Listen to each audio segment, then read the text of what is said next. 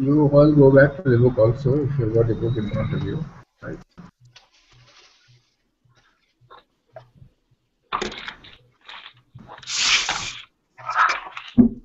And the chapter called the Mystery of Spiritual Transformation, right?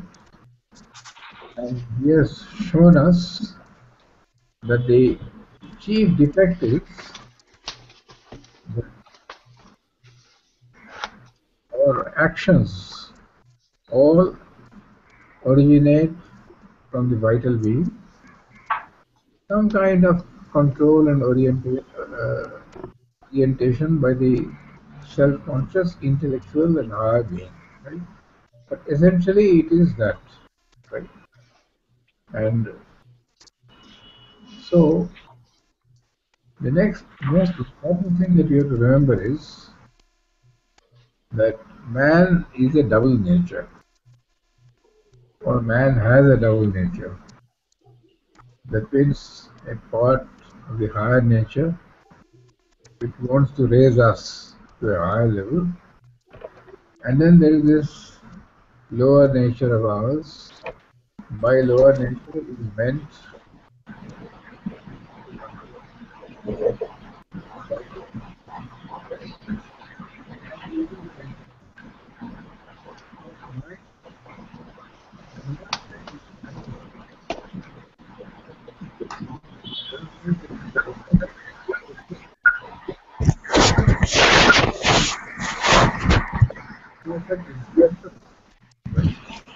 so when we refer to the lower nature, she always physical, the vital, and the mental.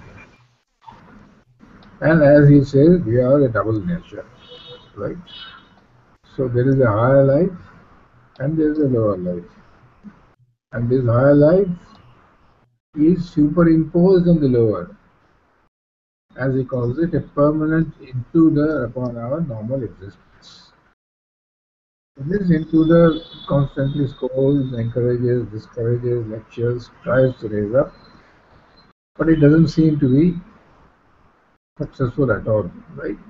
And therefore, he has given a very interesting uh,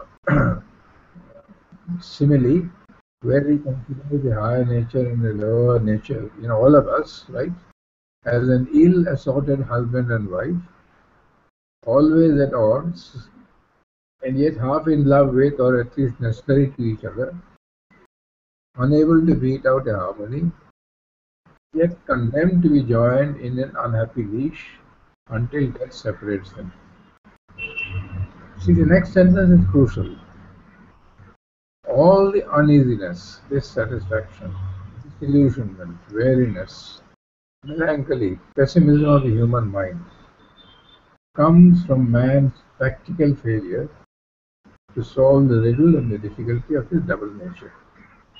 See, it's a very key idea of Sri Aurobindo, because we don't have to bother at all about the world and what is around us. What is important is that division that is there between the higher nature and the lower nature must be resolved. And the only person who can resolve it is oneself. Of course, you cannot. I can assure you that you cannot resolve it by your own help, by your own self entirely. You need the help of the divine.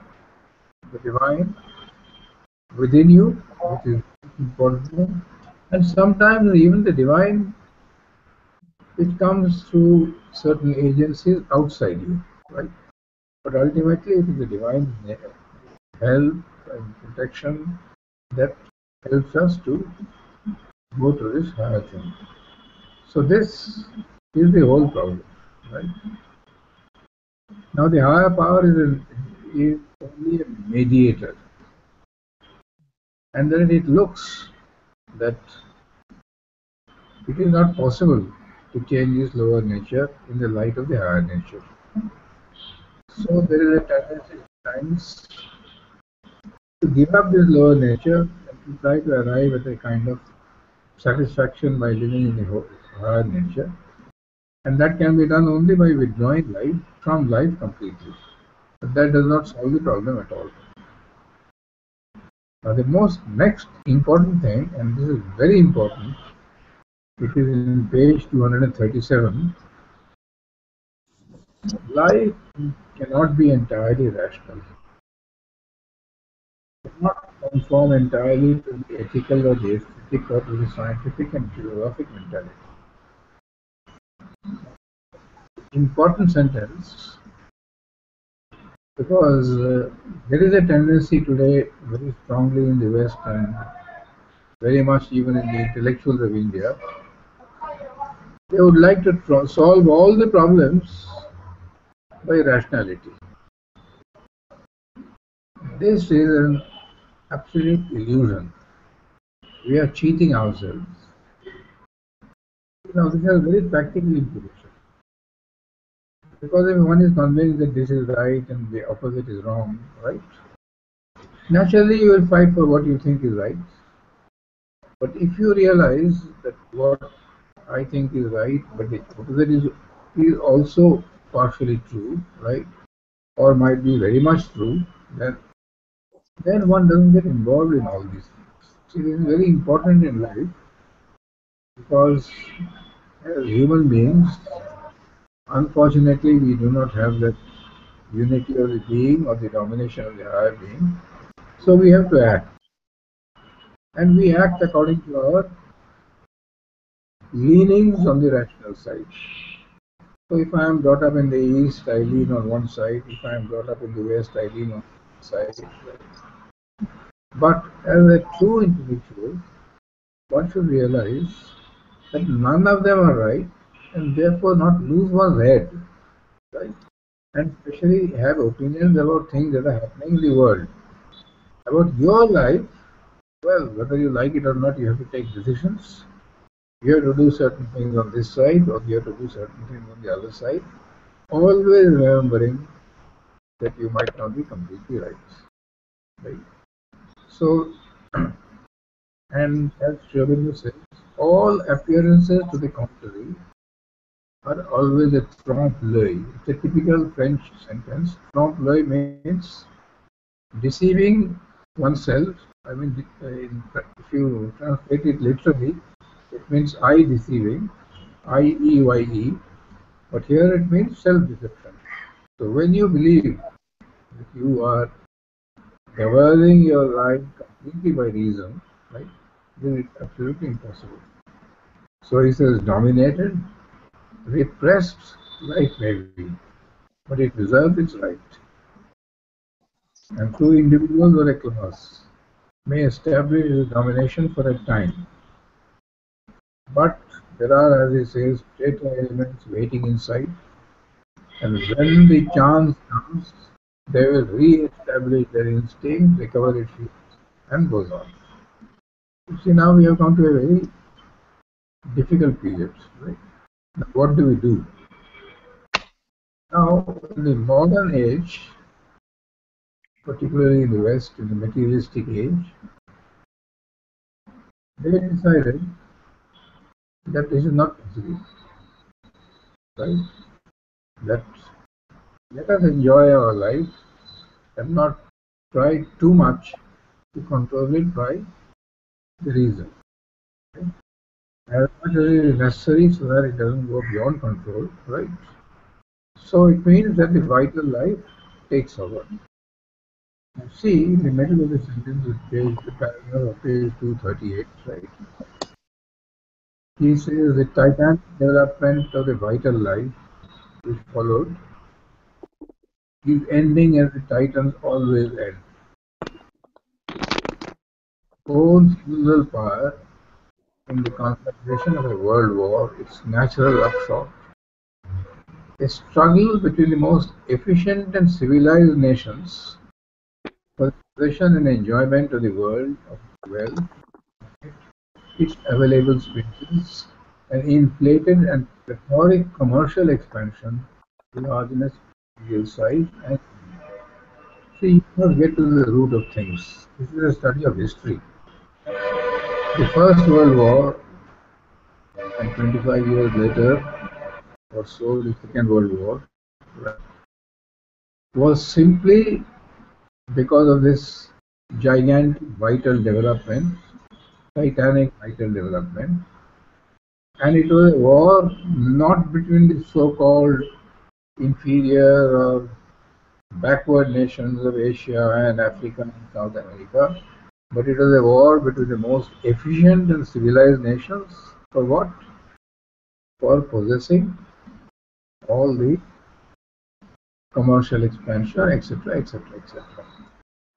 So, the next sentence is that is what the Great War signified and was it in its real origin. Because that was the secret or the open intention of all pre-war diplomacy and international politics. And if a nobler idea was awakened at this time, under the scourge of death and before the of a gigantic destruction. When he says if a nobler idea was awakened, he is referring to the League of Humanity as a League of Nations, right? In 1919, as a result of this terrible war, which was a world war, which 200 years back would not have been a world war because there were no colonies at that time.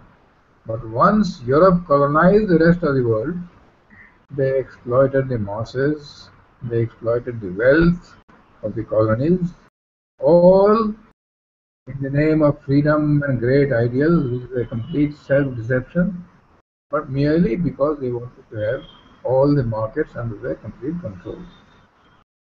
So, this is the whole tragedy of human life, that we have to suffer terribly before there is an awakening, right? And as it says in the very next sentence, even so the awakening was by no means complete, nor everywhere quite sincere.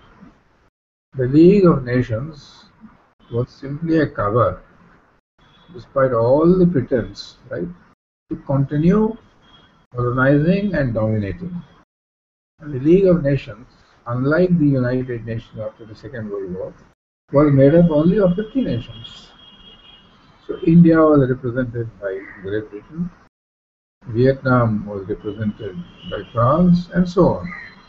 See, now when you play this kind of game, you can't expect any change to take place, right? And inevitably, therefore, the vitalistic aim raised itself over again, and this time, Second World War, right? Of course, Hitler was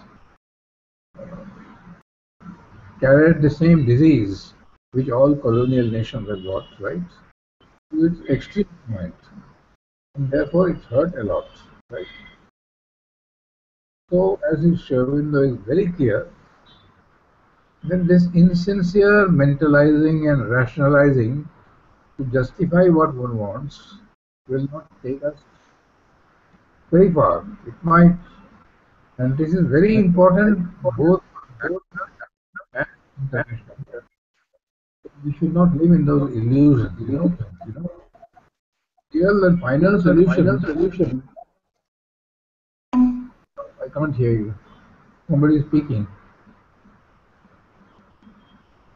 So the solution lies in an awakening to our real, because our higher self and nature. And this means a very serious, sincere spiritual effort. Right?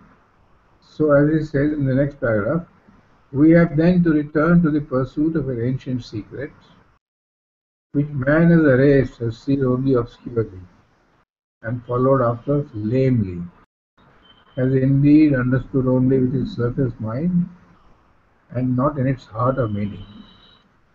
And yet, in following it, lies his social no less than his individual salvation. See, now this is very important to understand.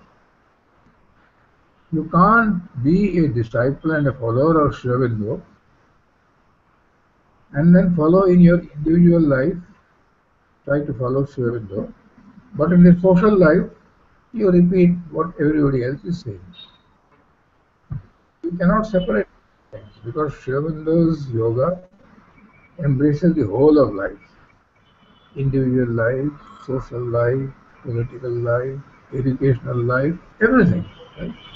So, Don't get involved in this ideal and that ideal. See the truth in those ideals and try to work upon oneself, right? So, what is the ideal? The ideal of the kingdom of God, the secret of this reign of the spirit of the mind over mind and life and body. Now, see the next sentence. It is very crucial because he says it is because they were never quite lost hold of this secret, never disowned it in impatience for a lesser victory, that the older Asiatic nations have survived so persistently and can now, as if immortal, raise their faces towards a new dawn, for they have fallen asleep, they have not perished. This is very, very crucial in your understanding of history. If you want to have a history which is written on the Western style, you have no chance of understanding India.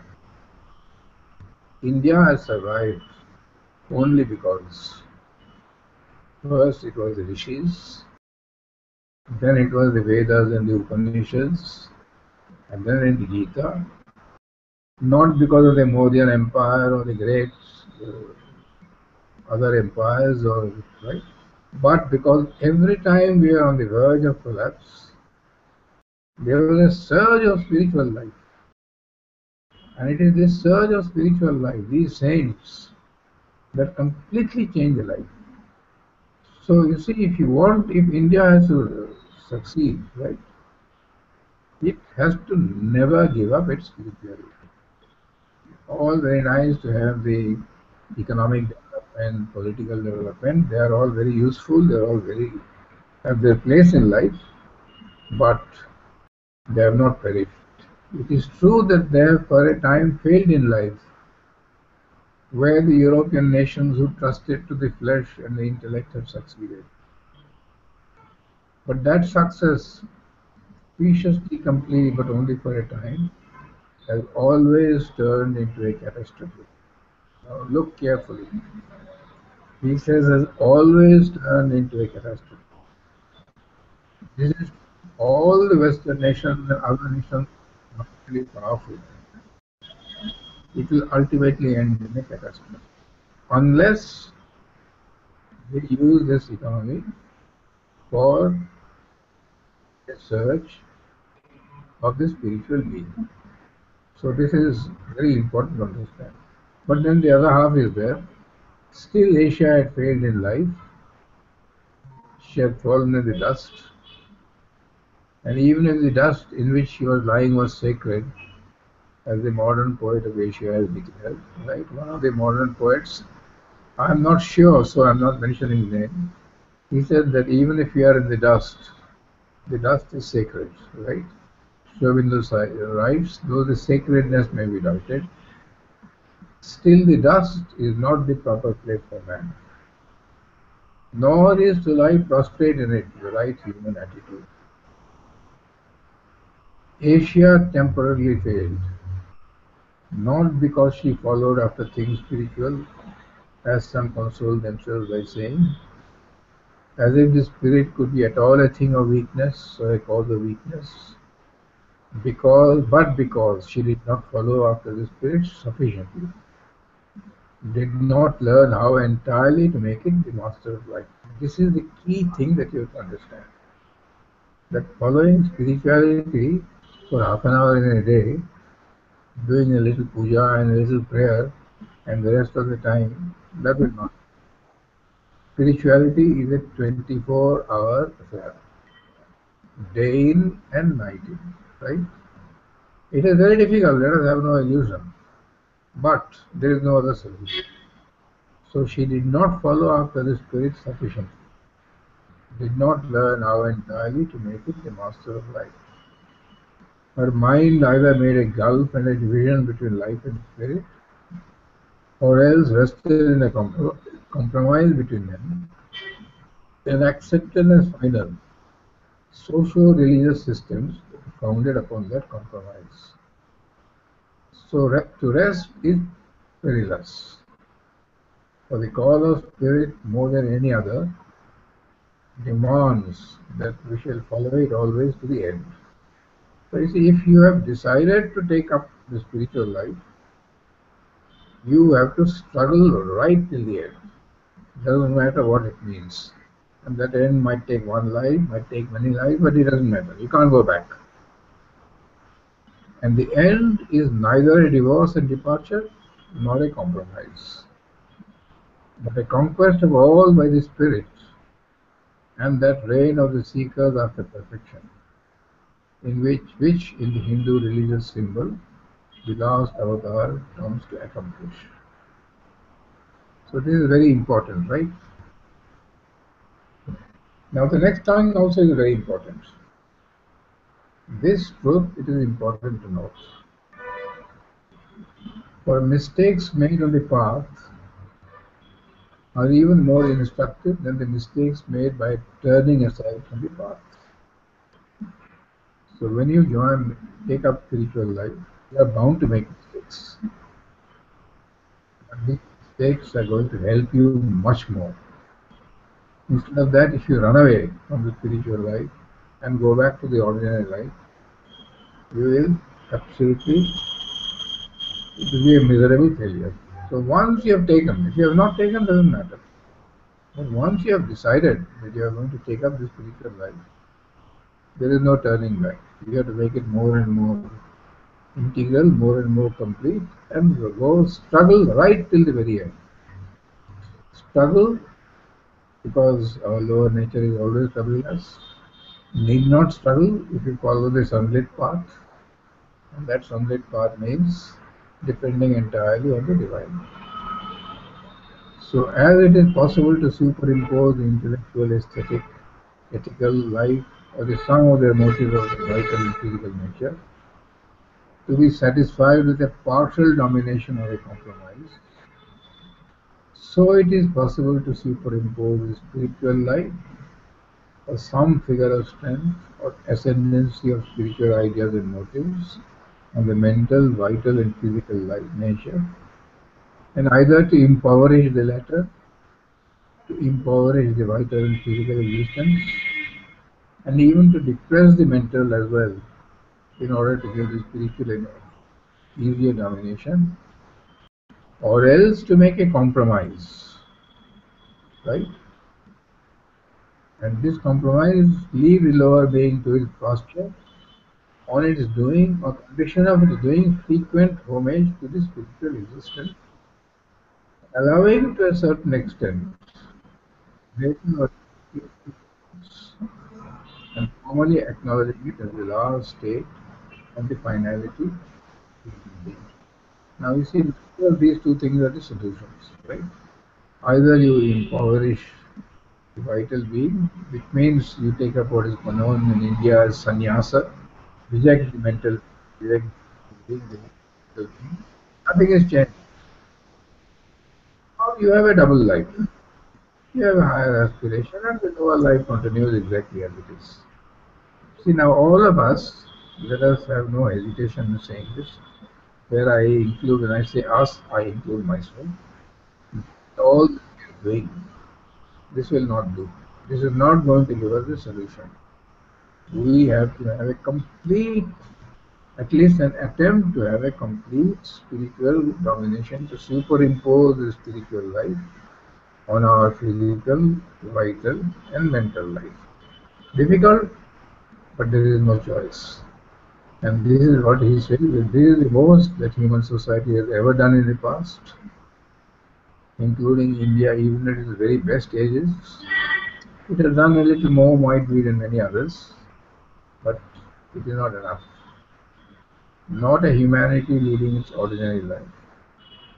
What is now its normal round, touched by spiritual influences, but a humanity aspiring wholeheartedly to a law that is now abnormal to it, until its whole life has been elevated into spirituality, is a steep way, a very honest, steep way that lies before man towards his perfection and the transformation that it has to achieve. The only thing that I would advise you is forget humanity, not a humanity leading its ordinary life, but not myself leading my ordinary life. That is the maximum that we can do today. Right? So he is now giving you this paragraph, which is the most important paragraph. The secret of the transformation lies in the transference of our center of living, our consciousness, and in a change of our main power of living. See, now this is the whole thing. Our power of living is situated in the vital being, touched by the mental being. We have to shift that power of living to the spiritual being. But naturally, the first thing that we have to do is to discover our spiritual being. At least come in contact with it now and then. And then in our daily life, spend a few minutes.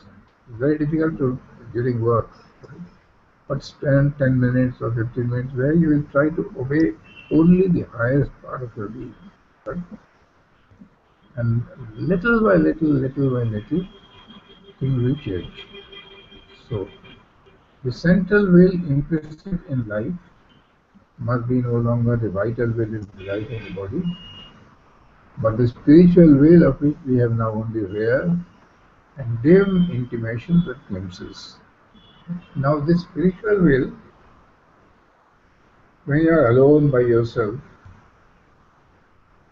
there is no disturbance from outside. It certainly does come. But what we have to do is that we have to try to bring it in our workplace, in our dealings with others, in our dealings with even our own family. Right? So this is the most difficult thing, but there is no other way. So this spiritual will, of which we have now only rare and dim intimations and glimpses. And I want to add one sentence. I believe that all of you who are coming to this class, and even many of you who don't come to this class but who have an aspiration, have had some taste of these dim intimations and glimpses. You have to get them back. You have to get them back. And this is where the mother has said many times that when you have had an experience, lasts sometimes a few seconds, sometimes a few minutes, and if you are lucky, a little longer. After some time, it fades out. Try to go back to that experience, because that is the surest way of arousing within you that same aspiration. Right? So we have to go on doing this. We have to go on doing this. Right? So as it says now, for now it comes to us hardly disclosed, weakened, disguised in the winter idea. This is the whole problem. When it comes, we try to give it a mental form, and then immediately it loses its value. But in its nature, it is supramental. So the main power of our living must be no longer the inferior vital urge of nature, which is already accomplished in us, and can only whirl upon its rounds about the ego center, but that spiritual force of which we sometimes hear and speak, but have not yet its inmost secret. But that is still retired in our depths and waits for our transcendence of ego and the discovery of the true individual in whose universality we shall be united with all others. So this is a very key sentence. Waits for our transcendence of the ego. Spend every day half an hour, 1 hour, and gradually more and more to move yourself out of ego. Because if you look carefully, I'm looking at myself carefully, you find that almost every movement that takes place in us is centered around the ego. I am at the center and the world moves around. You have to start decentralizing. And when you decentralize to a certain extent, immediately, I tell you, it is not too, you don't have to wait too long. Immediately you feel a sense of wideness, which can lead you gradually to discover the true consciousness, the true individual, right? And once one discovers the true individual, one is one with all human beings. Right? So the next thing is to transfer from the vital being, the instrumental reality in us, to the spirit, the central reality, to elevate to that height our will to be and our power of living, is the secret which our nature is seeking to discover. This has to be first done when you are alone. That is why meditation is very important. Concentration, meditation, one does arise at a deeper space. The whole problem is when one goes to the workplace, when one is interacting with other individuals, it immediately comes down to the vital plane, and therefore it doesn't work, right? Then, of course, we do bring in the mental plane, but the mental idea is always intermediary and instrumental. This is true for the individual life, this is true for the family life, this is true for the social life, this is true for the national life, this is true for the international life.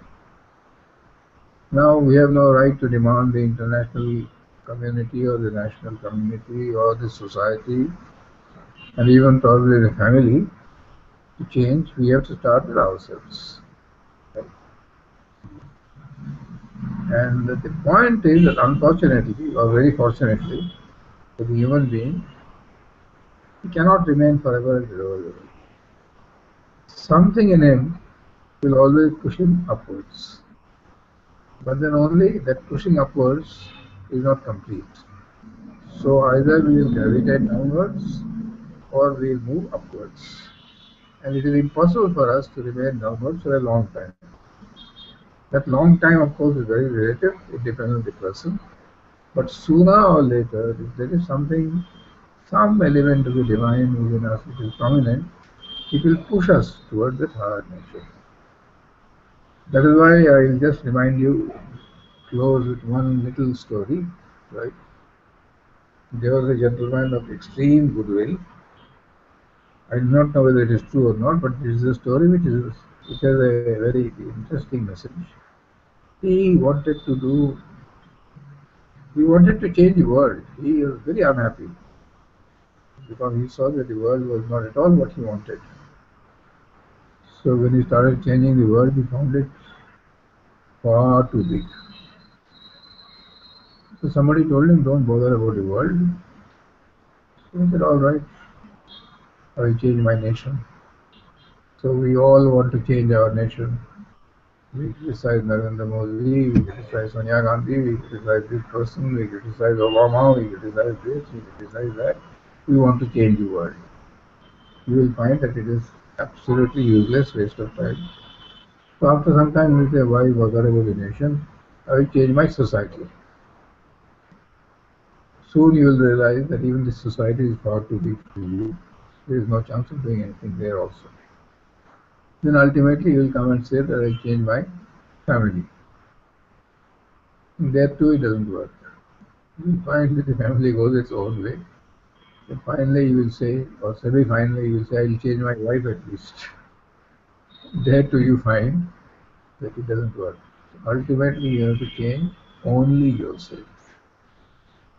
And the beauty of that changing is that all the elements that pull you down are inside us. All the elements that pull us up are also inside us. So we have to solve that problem inwardly. And the moment we have solved that problem inwardly, I tell you, or the moment we are on the way to solving that problem inwardly, we will get a happiness, joy, which is impossible to get any other way. So self-progression, self-progress is the most important thing. So that's it. So I think I'll stop here today. Now I'll go back to you. If you have any questions, you may ask.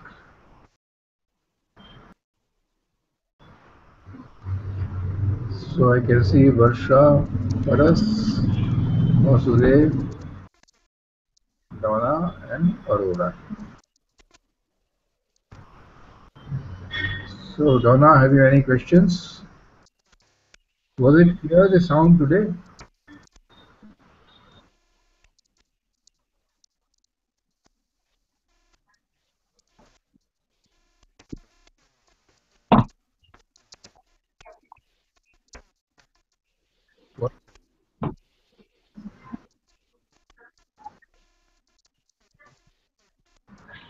Well, that's that's a very unfortunate problem. But the problem has risen not because of Europe, but because of what is happening in their own country, right? And let us not have any illusions that what is happening in Syria and Libya and many other countries are part of the international politics. I don't want to, right? So it is no use pretending that we are saints, right? And it is mainly the Western countries that have created most of these problems. Now they are facing the music, a big humanitarian problem. I absolutely agree. But then the point is that if you allow them to come and if they do not fit into your culture, you might create a very serious problem. So you see, that's why I'm saying that unless we move to a higher level and on the international level also, instead of taking side this side or that side, try to solve the problem at the root, in the very nations where that is. But not use the nations for a certain purpose. Because I read today an article, somebody sent me, that this ISIS, has been created by the United States for a certain purpose of war. I don't know whether that is true or not, but if it is true, then what do you do? You create a Frankenstein, then the Frankenstein will eat you up. So ultimately we are coming back to the same problem. We can find a temporary solution, but it will be temporary forever. It will not solve the problem. It will only take you from one problem to another problem to another problem. Because if what Germany is doing now, taking thousands and thousands of refugees, right? 3 lakh refugees, and Saudi Arabia has decided to build 200 mosques there, they might completely change the culture of Germany. Right? And I don't know whether it is right or wrong, but for me, this is not the problem. The problem is very fundamental. Our international life has to be governed by higher principles, at least the higher mental principles, and wherever possible, some element of spirituality. And I know for certain that at one time, Mother found, I'm using her own word, a spark of spirituality, very, very little, a dot in De Gaulle, Sea of France, in Kennedy. Don't judge him morally. There was something in him but unfortunately, the Kennedy was killed. Unfortunately, De Gaulle did much good for France, but unless we move to that higher intellectual level, which is really, very close to the spiritual level, I cannot see how international problems can be solved.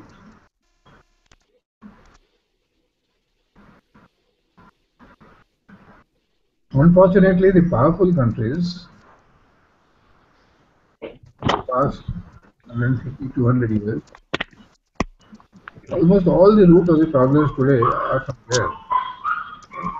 Today, you look down on the other countries, but they did not have the possibility to even do things wrong. Right? See, that's why this ideal of human unity and even whole portions of the human psyche are so very important, right? Right? Because what you call democracy is hardly democracy. What Schrödinger defines democracy is radically different from the democracy that is being practiced. We are just bluffing ourselves. This is exactly what I want everyone to understand. All of us claim to be followers of Schrödinger.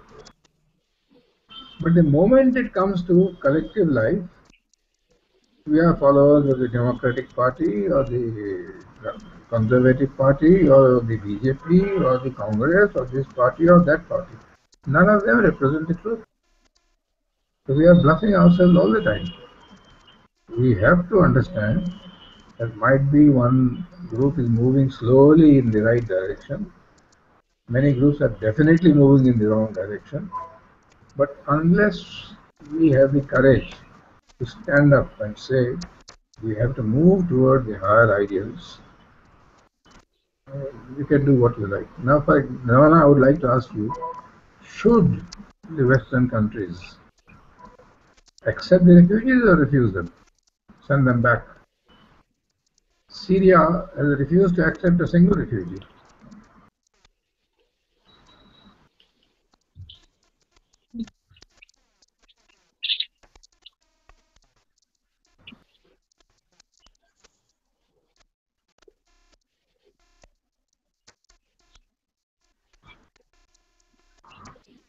And they will change everything. I can assure you of that because they are very aggressive. And Saudi Arabia is going to build 200 mosques in Germany, right? And they are going to impose their will, and Germany is going to face a very major problem. I feel sad both for the refugees and for the government that have to take this decision, right? But we have to go to the root of the problem. And the root of the problem is that we have to be extremely understanding, respectful of every way of life, but so long as my way of life does not interfere and impinge on your way of life. I mean, the Muslims and the Hindus and the Christians have every right to practice their religion, but they have no right to try to impose their religion on others. That is why you will see what the mother says about missionaries. She thinks that it is the worst possible thing that can happen. And in fact, in those early days in the 40s, there was a missionary center very, very close to the ashram. The mother used to constantly pass remarks which are very unhealthy. Because what is the meaning of missionary? You are superior, sitting up there and giving advice to everybody else who is below. Who has made you that superior? Let others come and tell you that you are superior. You don't have to boast your own superiority. And if you are genuinely superior, as is a typical Indian way, the Guru never asks for disciples. The disciples come running after the Gurus. That is the important thing. We don't convert anybody. We have to be.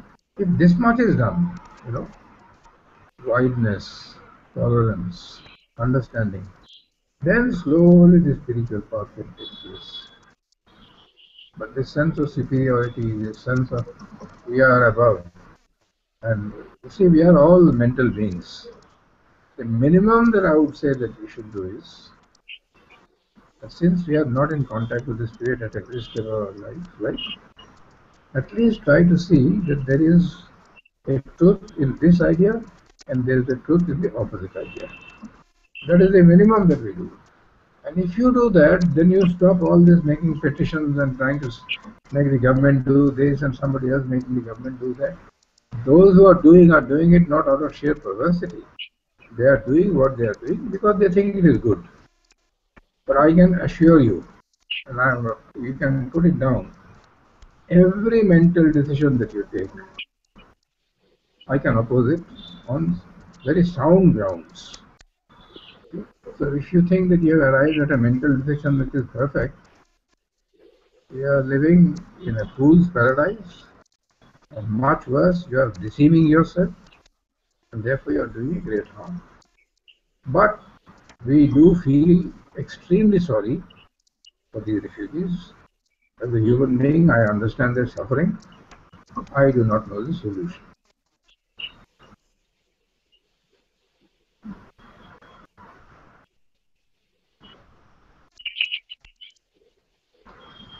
I mean,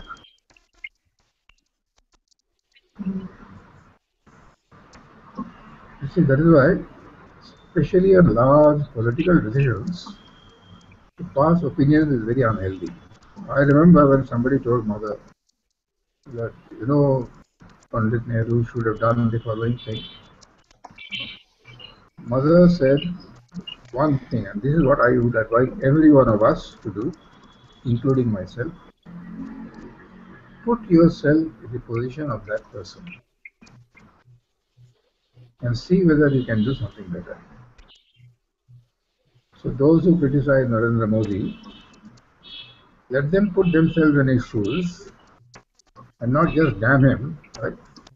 but see whether you can do anything better.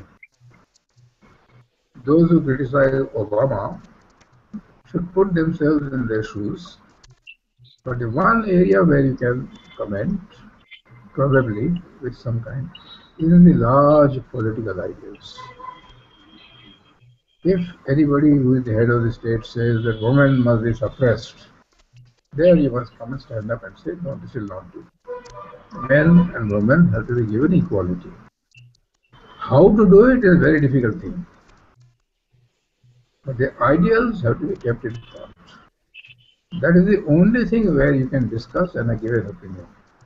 But how to get a certain thing done, you try in your own life, in your own family, in your own little thing. What you decide to do today, you can't do it tomorrow. There are so many difficulties that come into it. And you want to change the whole country and the whole world. It is one of those massive self-deceptions that we are indulging in. And as Shirabindonians, we should not get into this. We should follow very carefully the large ideals and then leave it to that. You see, you will understand many of these things when you come to the next chapter, next book. Right? That is the ideal of unity. Because he is looking always right from the top. Then he comes down and shows what we can do, what we are doing, where it will go wrong, it will not succeed. Then again goes up to a higher plane and shows us the truth. This is very, very important for us to understand. So that's it, Donna. If you have anything else, you can ask. Anybody else has anything else? I don't see Rishikesh Acharya today. But anyway, they will all listen on the YouTube. Yeah. Yeah. This week it was a much better connection. Yeah. No, I've changed the microphone and all that. So all of you think that it was a much better connection?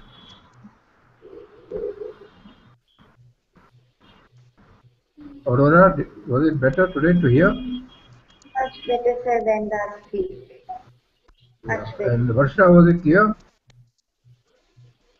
It was as clear as before, but my connection broke twice. I don't know why. Probably mine was weak. I have replaced my by a new one. It's a really good one. And good. In any case, it is very good that you are recording it on YouTube.